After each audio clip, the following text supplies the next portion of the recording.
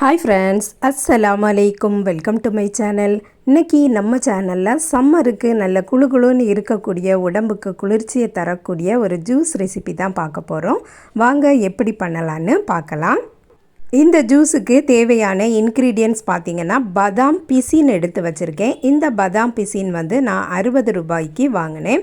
இதில் இருந்து ஒரு 1/4 பங்கு போல் நான் ஏற்கனவே யூஸ் பண்ணியிருக்கேன். மீதி இவ்வளவும் இருக்குது.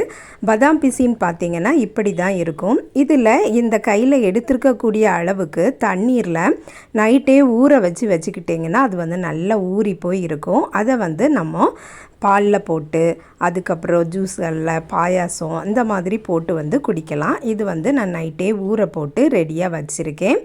அதுக்கப்புறம் பார்த்திங்கன்னா ஸ்வீட்டுக்கு நான் சர்பத் சேர்க்க போகிறேன். இது எங்கள் ஊரில் நல்ல ஃபேமஸாக இருக்கக்கூடிய சர்பத். இது ரொம்பவுமே டேஸ்டியாக இருக்கும்.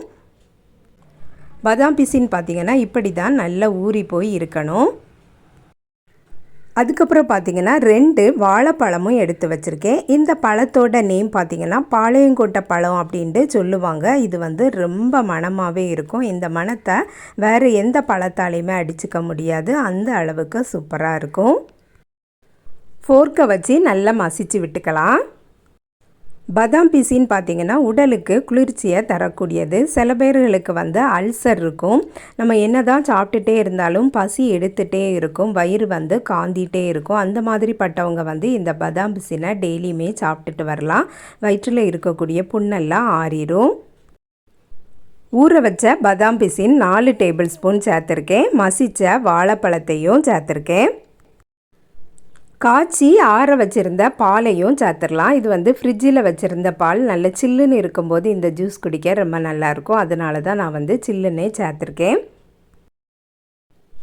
அதுக்கப்புறம் சர்பத் ஊற்றிக்கிடலாம். இனிப்புக்கு தக்கன நீங்கள் சர்பத் சேர்த்துக்கிடுங்க. இந்த சர்பத் இல்லாதவங்க சீனியாவது நாட்டு சர்க்கரையாவது சேர்த்து குடிச்சிட்டா போதும்.